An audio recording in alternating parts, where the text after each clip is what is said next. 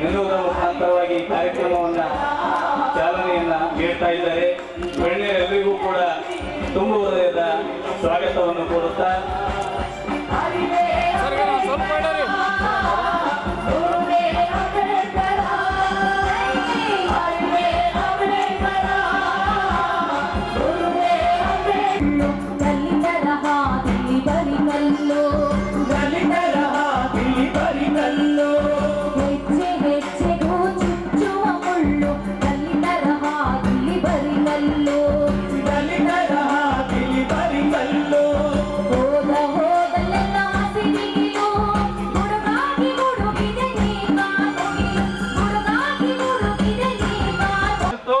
ನಾನೊಬ್ಬ ಇತಿಹಾಸದ ಪ್ರಾಧ್ಯಾಪಕ.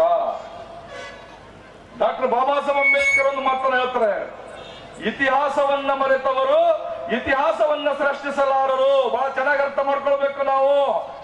ಎಲ್ಲಿ ತನಕ ಕೂಡ ನಮ್ಮ ಇತಿಹಾಸ ನಮಗೆ ಗೊತ್ತಿರುವುದಿಲ್ಲವೋ ಮುಂದಿನ ಇತಿಹಾಸವನ್ನ ನಾವು ನಿರ್ಮಾಣ ಮಾಡಲಿಕ್ಕೆ ಸಾಧ್ಯವಿಲ್ಲ ಅಂತಕ್ಕಂಥದ್ದನ್ನ ಡಾಕ್ಟರ್ ಬಾಬಾ ಸಾಹೇಬ್ ಅಂಬೇಡ್ಕರ್ ಅವರು ಹೇಳಿರ್ತಕ್ಕಂಥದ್ದು. ಆ ನಿಟ್ಟಿನಲ್ಲಿ ಇವತ್ತು ನಾವು ಹೋಗ್ಬೇಕಾಗಿರ್ತಕ್ಕಂಥದ್ದು. ಆ ನಿಟ್ಟಿನಲ್ಲಿ ಒಂದು ಅರ್ಧ ತಾಸು ನಾನು ಮಾತನಾಡ್ತೀನಿ ಅಂತೇಳಿ ಬಯಸಿದ್ದೀನಿ. ಯಾಕಂತ ಹೇಳಿದ್ರೆ ಒಂದಿಷ್ಟು ವಿಚಾರಗಳು ನಿಮ್ಮೊಂದಿಗೆ ನಾನು ಹಂಚ್ಕೊಳ್ಬೇಕಾಗಿರ್ತಕ್ಕಂಥದ್ದು. ಯಾಕಂದ್ರೆ ಇತಿಹಾಸವನ್ನ ನಾವು ಮರ್ತಿದ್ದೇವೆ. ನಮ್ಮ ಇತಿಹಾಸವನ್ನ ನಾವು ಮರ್ತಿದ್ದೇವೆ. ನಮ್ಮ ಇತಿಹಾಸವನ್ನ ಬಾಬಾ ಸಾಹೇಬ್ ಅಂಬೇಡ್ಕರ್ ಅವರು ನಮಗೆ ಕಟ್ಟಿ ಕೊಟ್ಟಿರ್ತಕ್ಕಂಥದ್ದು. ಯಾವ ಇತಿಹಾಸವನ್ನ ನಮಗೆ ಬಾಬಾ ಸಾಹೇಬ್ ಅಂಬೇಡ್ಕರ್ ಕೊಟ್ಟರು ಅಂತಕ್ಕಂಥದ್ದು ನಾವು ಬಹಳ ಚೆನ್ನಾಗಿ ಅರ್ಥ ಮಾಡ್ಕೊಳ್ಬೇಕಾಗಿರ್ತಕ್ಕಂಥದ್ದು. ಬಂಧುಗಳೇ, ಬಾಬಾ ಸಾಹೇಬ್ ಅಂಬೇಡ್ಕರ್ ಅವರು ಒಂದು ಮಾತು ಹೇಳ್ತಾರೆ. ಏನು ಅಂತ ಹೇಳಿದ್ರೆ, ಅವಕಾಶಗಳನ್ನ ಸಿಕ್ಕಾಗ, ನಿನಗೇನಾದರೂ ಅವಕಾಶವನ್ನ ಸಿಕ್ಕಾಗ ನಾ ಯಾರಿಗಿಂತಲೂ ಕಡಿಮೆ ಇಲ್ಲ ಅನ್ನುವುದನ್ನ ಸಾಧಿಸಿ ತೋರಿಸಬೇಕು ಅಂತ ಹೇಳ್ತಾರೆ ಬಾಬಾ ಸಾಹೇಬ್ ಅಂಬೇಡ್ಕರ್ ಅವರು. ನನಗೆ ಅವಕಾಶ ಸಿಕ್ಕಿದೆ ಅಂತ ಹೇಳಿದ್ರೆ ನಾನು ಯಾರಿಗಿಂತಲೂ ಕಡಿಮೆ ಇಲ್ಲ ಅನ್ನುವುದನ್ನ ಸಾಧಿಸಿ ತೋರಿಸಬೇಕು.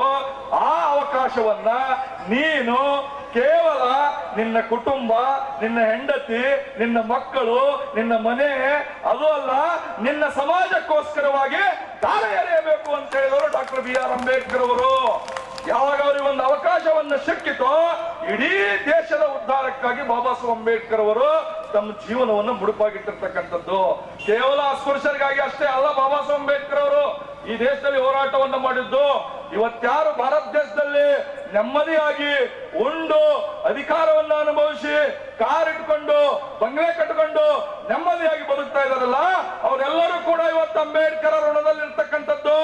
ಈ ಇತಿಹಾಸವನ್ನ ಮರ್ತಿದ್ದಾರೆ ಈ ದೇಶದಲ್ಲಿ ಅಂತಕ್ಕಂಥದ್ದನ್ನ ನಾವು ಚೆನ್ನಾಗಿ ಅರ್ಥ ಮಾಡ್ಕೋಬೇಕು.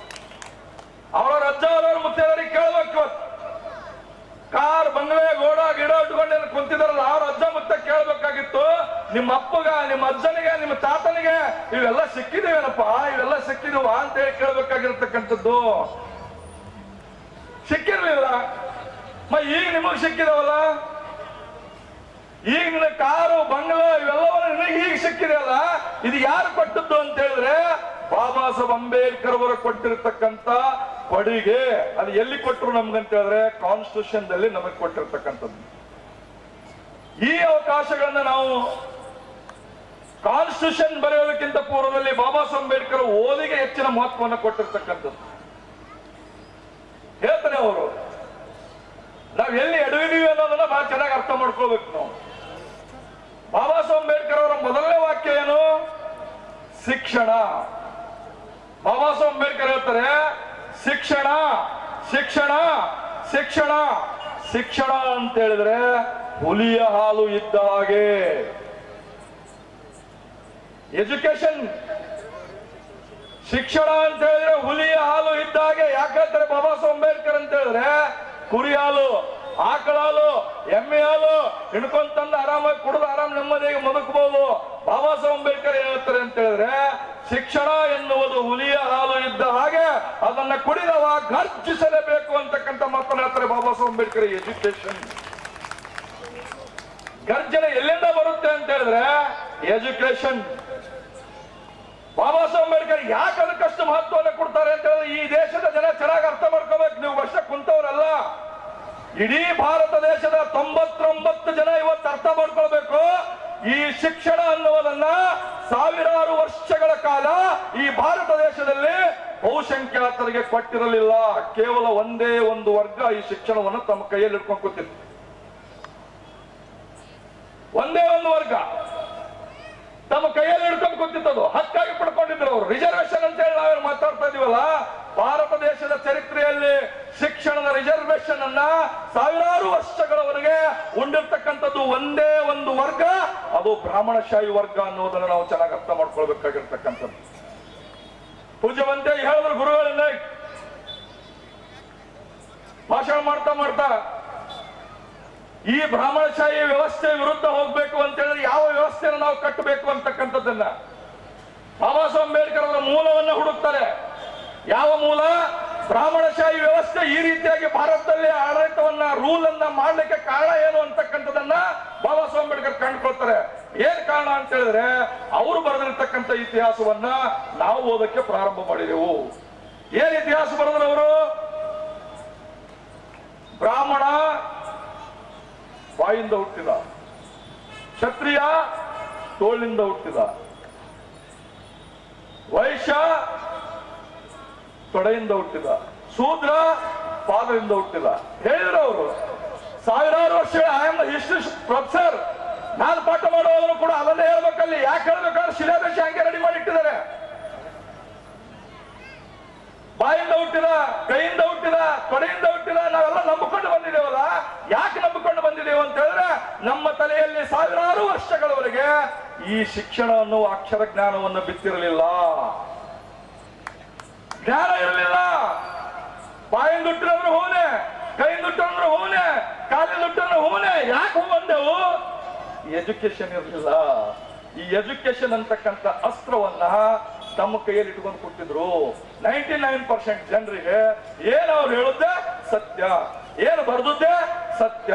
ಅವ್ರೇನು ಪುರಾಣಗಳು ಬರೆದ್ರು, ಅವ್ರೇನು ಶಾಸ್ತ್ರಗಳು ಬರೆದ್ರು, ಅವರೆಲ್ಲವೂ ಏನು ಬರೆದಿದ್ದಾರೆ ಅಂತ ಹೇಳಿದ್ರೆ, ಅವೆಲ್ಲವೂ ಕೂಡ ಈ ದೇಶದ 99% ಜನರಿಗೆ ಶೋಷಣೆಯನ್ನ ಮಾಡುವಂತ ಗ್ರಂಥಗಳು. ಆ ಶೋಷಣೆಯನ್ನ ಮಾಡುವಂತ ಗ್ರಂಥಗಳ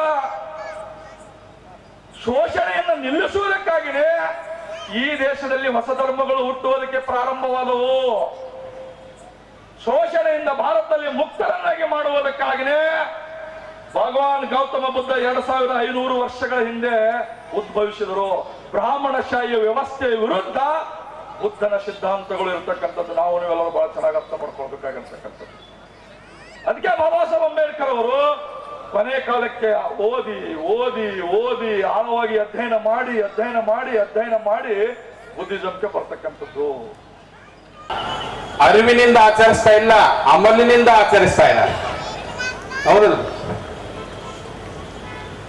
ಎಲ್ಲಾ ಕಡೆ ಹೇಳ್ತಿರ್ತೀವಿ ನಾವು, ಈ ಜಯಂತಿಗಳ ಮುಖಾಂತರ ಜಯಂತಿಗಳಲ್ಲಿ ಒಂದು ಪರಂಪರೆಯಪ್ಪ ಅಂತಂದ್ರೆ ಅದಕ್ಕ 3D ಪರಂಪರೆ ಅಂತ. ಏನು 3D ಪರಂಪರೆ? ಡಿಜೆ ಹಚ್ಚುವುದು, ಡ್ರಿಂಕ್ ಮಾಡುವುದು ಮತ್ತು ಡಾನ್ಸ್ ಮಾಡುವುದು. ಆ ಜಯಂತಿ ಉತ್ಸವಗಳು ಅರಿವಿನ ಉತ್ಸವಗಳಲ್ಲ, ಅವು ಅಮಲಿನ ಉತ್ಸವಗಳು. ಯಾವ ಮಹಾಪುರುಷರು ನಮ್ಮನ್ನ ಎಲ್ಲಾ ರೀತಿಯ ಅಮಲಿನಿಂದ ಹೊರತೆಗೆದು ಅರಿವಿನ ಬೆಳಕನ್ನ ನೀಡಿದ್ರು, ಇವತ್ತು ಅಂತಹ ಮಹಾಪುರುಷರ ವಿಚಾರಧಾರೆಯನ್ನ ನಾವು ಅಮಲು ಮಾಡುವುದರ ಮುಖಾಂತರ ಅದಕ್ಕೆ ಅವಮಾನಗೊಳಿಸ್ತಾ ಇದ್ದೀವಿ. ಅದಕ್ಕೆ ನನಗೆ ಇವತ್ತಿನ ಕಾರ್ಯಕ್ರಮ ಬಹಳ ವಿಶೇಷ ಅನಿಸ್ತು, ತುಂಬಾ ವಿಶೇಷ. ನಿಜವಾಗಲೂ ಈ ರೀತಿ ಕಾರ್ಯಕ್ರಮ ಹಾಕೊಂಡ್ರಲ್ಲ, ನಿಮಗೆ ನಾನು ಅನಂತ ಕೋಟಿ ಧನ್ಯವಾದಗಳನ್ನ ಸಲ್ಲಿಸ್ತಾ ಇದ್ದೀನಿ. ಇದು ಪ್ರತಿಯೊಬ್ಬರಿದ ಆದರ್ಶವನ್ನ ತಗೊಳ್ಬೇಕು. ಯಾಕಂದ್ರೆ 2 ವರ್ಷ ಆಯ್ತು ನಾನು ಯಾವುದೇ ಜಯಂತಿಗಳಲ್ಲಿ ಭಾಗವಹಿಸ್ತಾ ಇಲ್ಲ. ಅದಕ್ಕೇನು ಕಾರಣಪ್ಪ ಅಂದ್ರ, ಯಾವ ಜಯಂತಿಯಲ್ಲಿ ಕುಣಿತಾರೆ ಆ ಜಯಂತಿಗಳಿಗೆ ನಾನು ಬರುವುದಿಲ್ಲ ಅಂತ ಖಡಾಖಂಡಿತವಾಗಿ ಹೇಳಿ ಹೋಗೋದನ್ನೇ ಬಿಟ್ಟಿಲ್ಲ ನಾನು. ಅದಕ್ಕೆ ಇಂಥ ಒಂದು ಬರೇ ಕೇವಲ ಬಾಬಾ ಸಾಹೇಬರ ಜಯಂತಿ ಅಲ್ಲ, ಯಾವುದೇ ಒಂದು ಮಹಾಪುರುಷನ ಜಯಂತಿಯಲ್ಲಿ ಈ ಒಂದು ಕೆಟ್ಟ ಒಂದು ಚಾಳಿ ನಡೀತಾ ಇದೆ. ಅಲ್ಲಿ ಆ ಮಹಾಪುರುಷರ ಅರಿವನ್ನ ಮಾಡಿಕೊಳ್ಳಾರ್ದೇನೆ ತಮ್ಮ ಜಾತಿಯ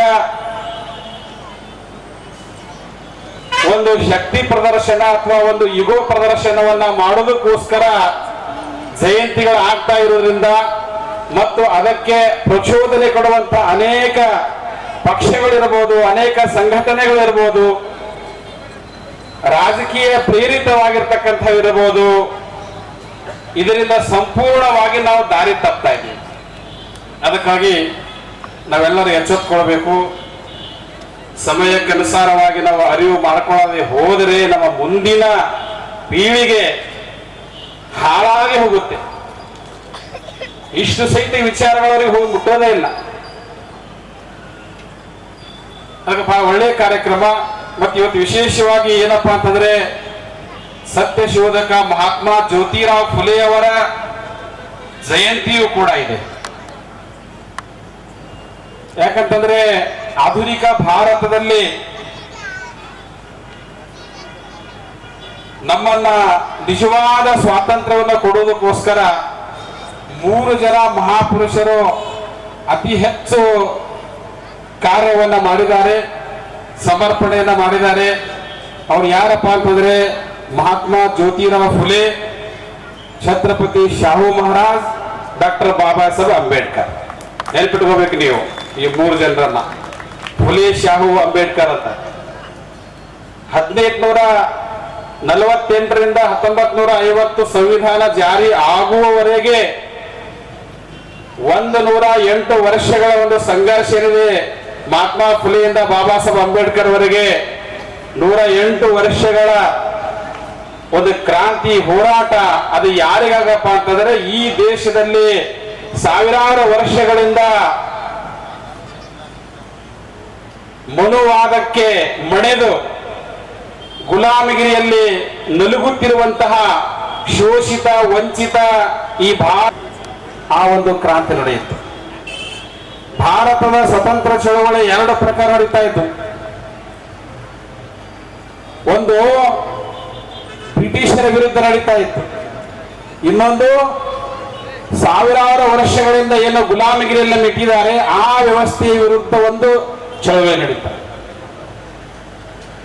ಒಂದು ಅಧಿಕಾರ ಹಸ್ತಾಂತರದ ಚಳವಳಿ ನಡೀತಾ ಇದ್ರೆ, ಇನ್ನೊಂದು ತನ್ನ ಹಕ್ಕು ಅಧಿಕಾರ ಪಡೆಯುವ ಸಲುವಾಗಿ ಚಳವಳಿ ನಡೀತಾ ಇತ್ತು.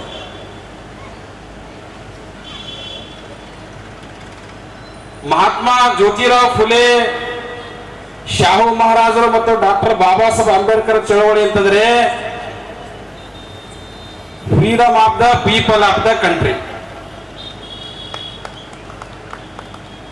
ಗಾಂಧಿ, ನೆಹರು, ಪಟೇಲ್, ತಿಲಕ್ ಇವರೆಲ್ಲ ಏನಿದ್ರಲ್ಲ, ಲಾಲ್ ಬಾಲ್ ಪಾಲ್.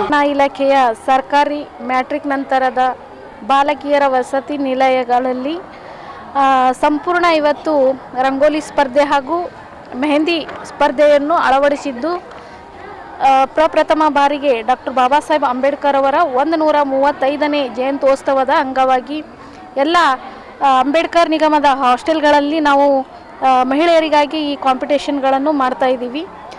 ಹಾಗೂ ಏನು ಇವತ್ತಿನ ದಿನ ನಾವು ಕಾರ್ಯಕ್ರಮನ ಅಳವಡಿಸಿದ್ದೀವಿ. ಪ್ರತಿಯೊಂದು ವಿದ್ಯಾರ್ಥಿನಿಯರು ಇಲ್ಲಿ ಹೆಚ್ಚಿನ ಸಂಖ್ಯೆಯಲ್ಲಿ ಎಸೆ ರೈಟಿಂಗ್, ಮೆಹಂದಿ ಇಳಿಸೋದು ಹಾಗೂ ರಂಗೋಲಿ ಇಳಿಸೋ ಕಾರ್ಯಕ್ರಮದಲ್ಲಿ ಹೆಚ್ಚಿನ ಪ್ರಗತಿಯನ್ನು ತೋರಿಸುವಂತಹ ಕಾರ್ಯಕ್ರಮವನ್ನು ನಡೆದಿದೆ. ಯಾವ ಸಂಸ್ಥೆ ವತಿಯಿಂದ ಮಾಡ್ತಾ ಇದ್ದೀರಿ?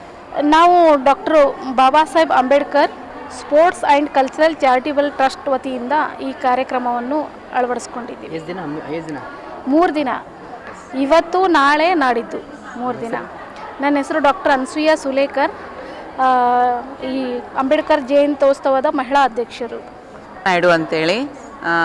ನಾನು ಬಂದುಬಿಟ್ಟು ಇಂಟರ್ನ್ಯಾಷನಲ್ ಅಥ್ಲೇಟು ಮತ್ತು ಕರ್ನಾಟಕ ವಾಲಿಬಾಲ್ ಕೋಚು. ಆಮೇಲೆ ಜೈನ್ಸ್ ವೆಲ್ಫೇರ್ ಫೌಂಡೇಶನ್ ಫೆಡ್ರೇಷನ್ 6ನ ಸೆಕ್ರೆಟ್ರಿಯಾಗಿ ನಾನು ಸಮಾಜ ಸೇವೆ ಮಾಡ್ತಾಯಿದ್ದೀನಿ. 100 ಮಕ್ಕಳಿಗೆ ಕೋಚಿಂಗು, ಫ್ರೀಯಾಗಿ ಕೋಚಿಂಗ್ ಎಲ್ಲ ಮಾಡ್ತಾಯಿದ್ದೀನಿ. ಹಿಂಗೆ ಎಲ್ಲ ವೃದ್ಧಾಶ್ರಮ ಅದು ಇದೆಲ್ಲ ಮಾಡ್ಕೊಂಬರ್ತಾಯಿದ್ದೀನಿ. ಸೊ ನಾನು ಗುಲ್ಬರ್ಗಾದಲ್ಲಿ ಒಂದು ಮ್ಯಾಚು ಅಂಬೇಡ್ಕರ್ ಜಯಂತಿ ಉತ್ಸವ ಸಲುವಾಗಿ ಮ್ಯಾಚ್ ಇಟ್ಟಿದ್ರು. ಸೊ ಹಿಂಗಾಗಿ ನಮಗೆ ಇನ್ವೈಟ್ ಮಾಡಿದ್ರು. ಇಲ್ಲಿ ನಾವು ಬಂದಿದ್ವಿ, ತೌಡೆ ಸರ್ ಇನ್ವೈಟ್ ಮಾಡಿದ್ರು, ನಾವು ಬಂದ್ವಿ. ನಾವು ಇಲ್ಲಿ 2nd ಪ್ಲೇಸ್ ಮಾಡಿದ್ವಿ. ಆಮೇಲೆ ಡಾಕ್ಟರ್ ಅನ್ಸೂಯ ಸುಲೇಖಾ ಮೇಡಮ್ ಅವರು ನನ್ನ ಆತ್ಮೀಯ ಸ್ನೇಹಿತೆಯವರು.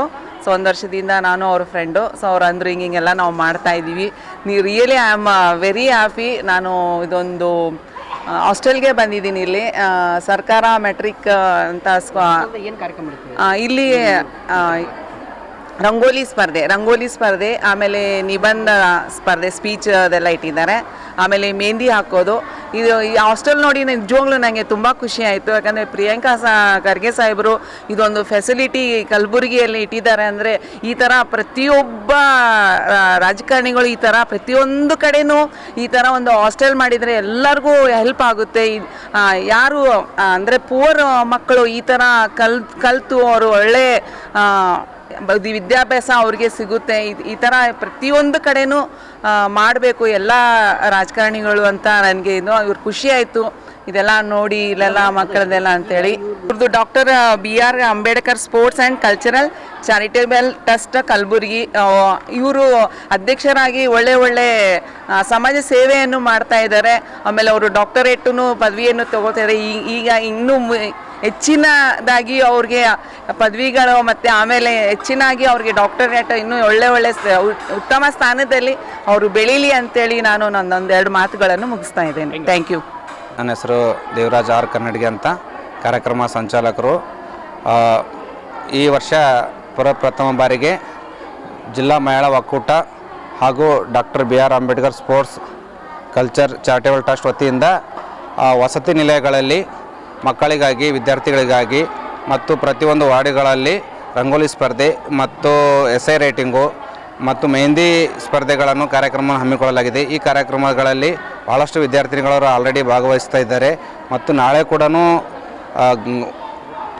ಇವತ್ತು ಮಕ್ಕಳು ಭಾಗವಹಿಸ್ತಿದ್ದಾರೆ. ಅದರಲ್ಲಿ ತುಂಬ ಉತ್ಸಾಹದಿಂದ ಭಾಗವಹಿಸ್ತಿದ್ದಾರೆ. ಇದು ಪ್ರತಿ ವರ್ಷದಂತೆ ಈ ವರ್ಷ ವಿಶೇಷವಾಗಿ ಈ ಕಾರ್ಯಕ್ರಮವನ್ನು ಆಯೋಜಿಸಲಾಗಿದೆ. ಇದಕ್ಕೆ ಎಲ್ಲ ಜಿಲ್ಲಾ ಮಹಿಳಾ ಒಕ್ಕೂಟದ ಮಹಿಳೆಯರು, ಅಕ್ಕ ತಂಗಿಯರು, ಸೋದರರು ಕೂಡ ಇದರಲ್ಲಿ ಭಾಗವಹಿಸಿ ಈ ಒಂದು ಜಿಲ್ಲೆಗೆ ಹೊಸ ಚೈತನ್ಯವನ್ನು ತಂಬರುವಂಥ ಕೆಲಸ ಮಾಡ್ತಾ ಇದ್ದಾರೆ. ಅವರಿಗೆ ಎಲ್ಲ ಶುಭ ಹಾರೈಸಲು ನಾನು ವಿನಂತಿಸ್ತೀನಿ. ಜೈ ಭೀಮ್.